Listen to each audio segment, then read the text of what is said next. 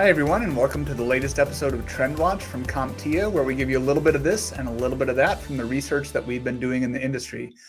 I'm Seth Robinson, and we're going to be talking about cybersecurity today. And in our most recent research on cybersecurity, we're using the enterprise architecture model to talk about the ways that organizations should be thinking about their cybersecurity and building their strategy and trying to ensure their success. So this enterprise architecture model is something that is generally used by a lot of IT departments to try to align their technology operations with the business's goals and strategy. And because cybersecurity is such a business imperative, the model can be applied directly to cybersecurity as well. So there are 4 layers in the model. And today we're going to be talking about the top 2 layers, the business architecture layer and the application architecture layer. So at the business layer, this is where you're trying to set the overall strategy and kind of set the policy and the priority.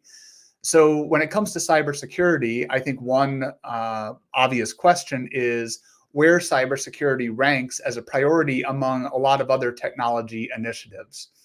And in our research, even though it was conducted among cybersecurity professionals, we see cybersecurity rise to the top. So 78% of the individuals that we surveyed said that cybersecurity is a high priority for their organization, which makes that the top priority, among other things like building out infrastructure or trying to get endpoint devices to employees so that they can be productive. And I think that that kind of rings true with how we think about cybersecurity because it is so critical to business operations. It makes sense that a lot of companies would be thinking about cybersecurity as one of the top priorities.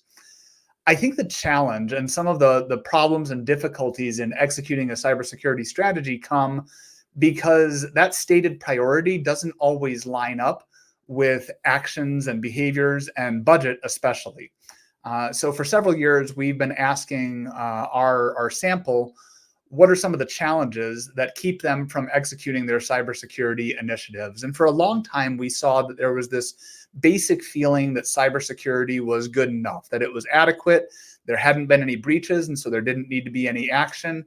But then last year, we started seeing a little bit more specificity around what companies saw as challenges. And last year, skills and the skills gap rose to the top as the main challenge. And we see that again this year, but now we're starting to see some other details come in. And one of the details that we see is people saying that their budgets don't exactly line up with what they need to do with cybersecurity.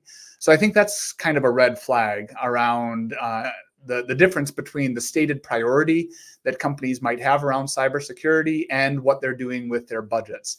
Cybersecurity budgets are really tricky to fully parse out. A lot of times cybersecurity is wrapped up with other technology projects or other business projects.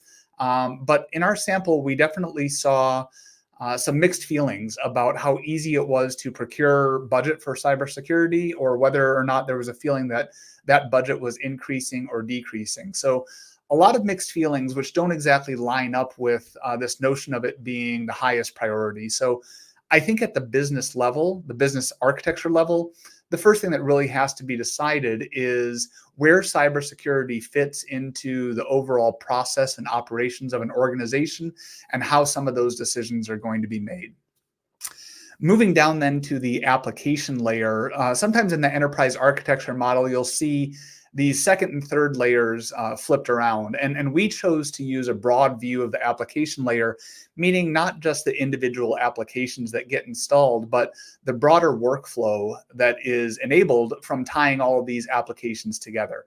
And thinking through that workflow and understanding what some of the risks are and where some of the vulnerabilities might be, we see as the next priority.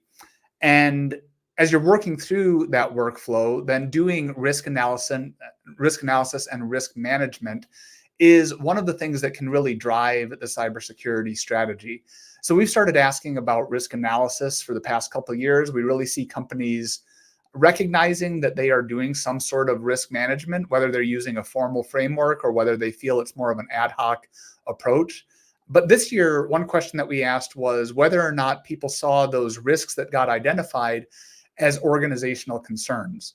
And only 20% of our sample saw these risks as organizational concerns. The rest of the companies either view it as part of the technology function or specifically part of the cybersecurity function. So doing risk management and risk analysis is great, but it really has to be brought to that organizational level so that the proper trade-offs can be made. The other big thing that's obviously factoring into workflow these days is AI. And with cybersecurity, we see companies really having to take a two-pronged approach to AI. They have to worry about AI-enabled threats that might be coming in and attacking their systems. And they also want to use AI to improve their internal operations. A lot of companies and a lot of functions are looking at AI for improvement, but cybersecurity has this extra layer in it where you've got to worry about what's happening on the outside.